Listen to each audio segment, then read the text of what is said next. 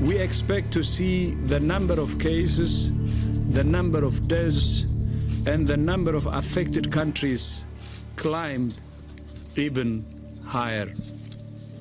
We have therefore made the assessment that COVID-19 can be characterized as a pandemic.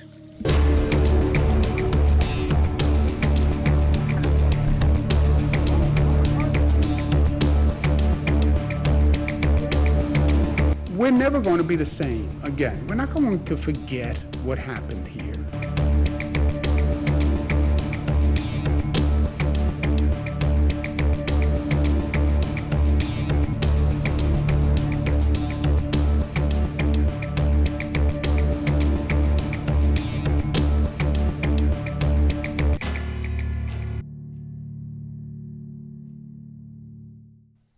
Ketika wabak COVID-19 dikenal pasti pada Disember tahun lalu, tidak ramai yang menyangka ia akan memberi kesan yang besar terhadap dunia. Ramai yang beranggapan ia tidak mungkin lebih teruk dari wabak yang pernah melanda dunia sebelum ini, seperti sindrom pernafasan akut teruk SARS, influenza A-H1N1, influenza H5N1 atau MERS-CoV. Namun apa yang berlaku adalah sebaliknya apabila wabak novel coronavirus yang bermula di daerah Wuhan, China ini merebak ke seluruh dunia dan meragut ribuan nyawa serta menjejaskan kesihatan jutaan manusia lain. Turut terjejas adalah ekonomi dunia di mana kemunculan COVID-19 memaksa sebilangan besar negara melakukan perintah berkurung atau lockdown bagi mengekang penularan wabak ini.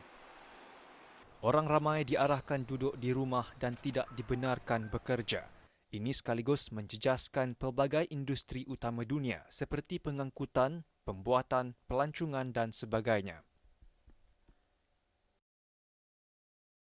Kerajaan memutuskan untuk melaksanakan Perintah Kawalan Pergerakan mulai 18 Mac 2020 iaitu lusa hingga 31 Mac 2020 di seluruh negara.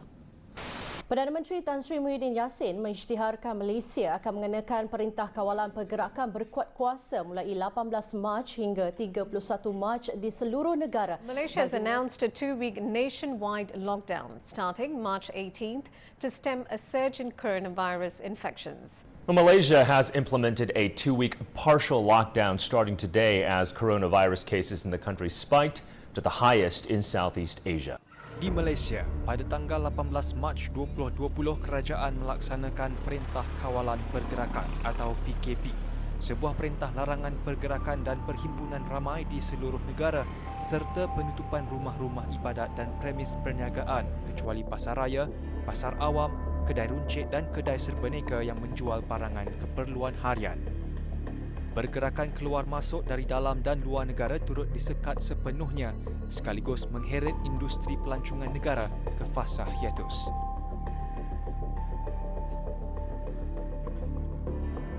Ibarat jatuh ditimpa tangga, pelaksanaan PKP dan penularan wabak COVID-19 memberi impak negatif buat para pengusaha agensi pelancongan yang selama ini bergantung kepada pelancong sebagai punca pendapatan utama. Siapa sangka jumlah pelanggan yang kebiasaannya mencecah lebih 1,000 sebulan ketika tiba musim pelancongan atau cuti sekolah menjunam ke angka sifar. Semuanya disebabkan oleh makhluk yang tidak dapat dilihat oleh mata kasar ini. Pengarah urusan God's Travel and Tours Sdn Bhd, Sheikh Awad Sheikh Abdullah berkata, selain ketiadaan pelanggan, agensi pelancongannya turut berdepan dengan jumlah pembatalan tempahan serta permohonan bayaran balik dari pelanggan sedia ada. Dan ada customer yang dah book dengan kita, sekarang ni diorang kena fikir bila diorang nak ubah ke tarikh untuk berlepas travelling dates, ataupun bila diorang nak cancel, refund atau cancellation. So proses ni memang agak susah bagi kami, tapi kita cuba sedaya upaya untuk menyelesaikan masalah ni secepatnya lah. Pengarah WSF Travel and Tours Sdn Bhd, Wan Syari Wan Ahmad turut berdepan dengan situasi yang sama, di mana syarikatnya yang sebelum ini membawa lebih dari 100 kumpulan pelancong dari seluruh ASEAN kini menghadapi kesukaran untuk mendapat walau 10 kumpulan sekalipun sejak wabak COVID-19 bermula. Bulan 3, minggu pertama tu dah kosong terus sampai sekarang. Kita pun masa bulan 3 tu kita masih datang office sampai 18 hari bulan 3. Apa yang kita terima tiap hari cancellation. Semua email tu kita terima semua cancel. Perbezaan antara kedua-dua agensi ini adalah God's Travel lebih menumpukan kepada pergerakan pelancong untuk keluar negara atau outbound, manakala WSF Travel lebih menumpukan kepada pergerakan masuk pelancong ke dalam negara atau inbound. Namun kedua-duanya berdepan situasi yang sama. Ketiadaan pelancong bermakna ketiadaan punca pendapatan dan jika ini berpanjangan, ia akan membunuh bukan sahaja agensi-agensi ini tetapi agensi pelancongan yang lain. Masa mula kita dengar pasal COVID-19, kita takkan tak terfikir ataupun terasa impak dia akan sehebat macam ni. Kerana apa? Dulu masa pernah jadi macam SARS, MERS kan. Even macam tu pun masih lagi pelancongan tu masih lagi aktif, walaupun orang kata ada certain places macam China kita tidak boleh pergi ke China kerana virus tengah kuat dekat sana. Tapi bila tengok kan kalau kita check pada graf Hajj dan Umrah tak pernah ada menurun. Kita actually dah dapat saya dah rasa dua economic crisis. Satu 97 ASEAN Economic Crisis, satu 2003 SARS Crisis. Kita terus terang tak jangka teruk macam ni. Memang tak jangka langsung, tapi mengambil pendekatan dah berlaku dua krisis sebelum ni, kita terus shift kita punya business model tu kepada retail yang saya buat tadi lah. Kita nampak takut benda dia bergerak lama, kita terus shifting kepada retail macam kita jual barang-barang makanan, F&B. Selain perkhidmatan runcit, Wan Syairi, Sheikh Awad dan Azhar turut mengambil inisiatif untuk menjadi penghantar barangan atau runner bagi menjana pendapatan pada musim PKP. Namun berbeza dengan syarikat-syarikat seperti Foodpanda, GrabFood atau Lalamove, mereka bergerak sendiri kerana merasakan ia lebih mudah. Udang, ayam, keropok lekor, buah-buahan, telur merupakan antara bekalan bahan mentah yang sering dipesan oleh warga kota yang berada di pinggir Kuala Lumpur. Jelas mereka pendapatan yang diterima tidaklah terlalu tinggi tetapi cukup untuk menampung kehidupan sendiri dan keluarga dalam tempoh yang sukar ini.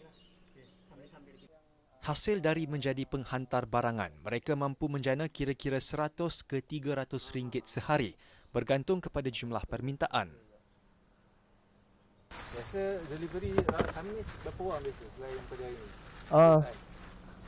Tak tentu juga. Paling sometimes lebih kurang dalam 5 sampai ke 10 buah rumah. Bergantung lah pada order. Macam sekarang ni dia tengah slow sikit. Tapi kita jangkakan yang akan naik ni daripada hari Ahad ni. Sebab raya minggu depan je kan. Jadi dia akan naik.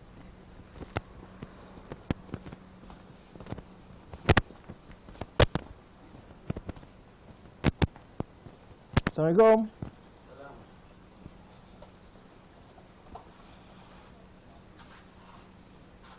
Cakap ke apa? Ini ayam, apa ni? 2 ekor. Yang ini yang puan order udang. Okey. Bagi Wan Syairi, bekalan bahan mentah yang diterima olehnya turut diagihkan kepada pekerjanya untuk dijual di kawasan yang mereka diami.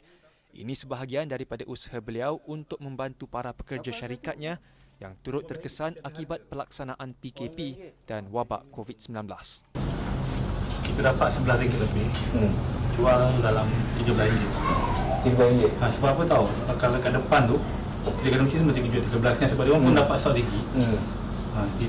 Selain pendapatan hasil menghantar barangan bekalan mentah, mereka turut menerima bantuan kerajaan seperti Bantuan Prihatin Nasional (BPN), pakej rangsangan tambahan PKS, iLestari dan Perkeso. Selain itu, pengumuman Perdana Menteri dan Bank Negara Malaysia berkenaan penangguhan pembayaran balik pinjaman dan pembiayaan atau moratorium turut membantu mereka dalam meringankan aliran tunai dan beban kewangan.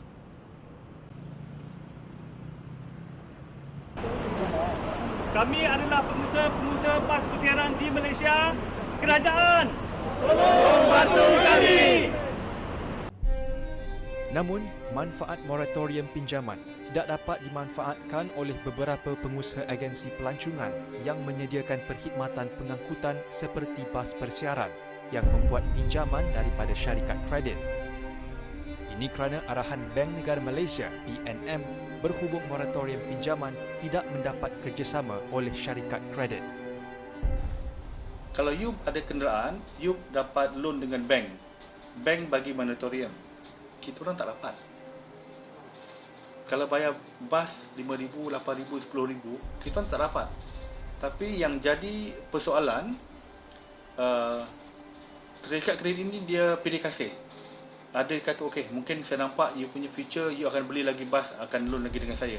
Saya akan bagi you 6%, akan bagi you 6 bulan. Ada kata, alamak, you company kecil lah, saya tak nak bagi, saya bagi 2 bulan ni moratorium. Dia ikut suka hati dia je, tak ada standardized. Sehubungan itu, beliau menggesa kerajaan supaya menstrukturkan semula pinjaman ke atas bas persiaran dari syarikat-syarikat kredit kepada bank-bank milik kerajaan. Ini kerana menurutnya lebih 80% syarikat pengusaha bas persiaran akan bankrupt jika pinjaman bas persiaran mereka tidak distruktur semula dalam masa terdekat. Saya bagi contoh, kalau katakan selama ni kita bergantung kepada credit company, kita minta kerajaan bantu kita structure balik semua loan-loan syarikat bas ni. Kalau loan tu bernilai 800,000, kita tak minta 850,000, kita minta 800,000 structure balik masuk ke bank-bank milik kerajaan dengan bunga yang kadar bunga yang rendah sedikit. Supaya at least benda tu kita boleh tahan, daripada kita bayar 10,000 sebulan, kita mungkin boleh bayar 6,000 sebulan. Itu untuk jangka panjang. Dalam pada itu, para pengusaha agensi pelancongan turut menggesa rakyat Malaysia untuk membuat pelancongan domestik selepas kebenaran untuk berbuat demikian diberikan oleh kerajaan bagi memulihkan industri pelancongan negara selain menyokong agensi-agensi pelancongan tempatan. Travel lah dalam negeri. Itu yang paling penting. Walaupun pergi mana-mana pun, at least dia boleh meningkatkan ekonomi kita balik. Daripada kita travel bawa wang keluar, baik kita travel dalam negeri. Banyak program-program atau package yang kita boleh offer kepada kita punya pelanggan. Jangan lupa re-engage balik with the customers, then have different kind of idea on how to promote the package. Kerajaan harus bagi example dulu. Kita arahkan semua jabatan kerajaan booking dengan syarikat travel agent yang berlesen. Ini bukan nak selamatkan saya atau nak selamatkan travel agent yang nak booking tu, nak selamatkan industri. Wan Syahri dalam pada itu turut meminta orang ramai yang ingin membuat tempahan hotel untuk melakukannya di laman sesawang milik syarikat tempatan seperti spedibook.com bagi mengekalkan aliran wang di dalam negara. Agoda belong to Singapore. Booking.com belong to Singapore. Ticket.com belong to Singapore. C-Trip belong to China. Apa lagi yang saya sebut lagi tadi? Klook belong to Hong Kong. Kementerian Kesihatan Malaysia dalam sidang media baru-baru ini mengumumkan vaksin untuk COVID-19 dijangka berada di pasaran dalam masa setahun dan kajian ke atasnya masih lagi di fasa awal. Dengan anggaran kerugian keseluruhan dalam sektor pelancongan mulai Januari hingga Februari 2020 adalah sebanyak 3.37 bilion ringgit, adalah wajar buat kerajaan untuk memikirkan langkah-langkah drastik bagi memulihkan industri pelancongan negara.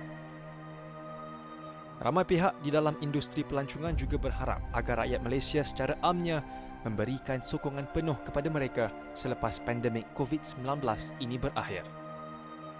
Namun persoalan utamanya, adakah pandemik ini akan berakhir? Hanya masa menentukannya.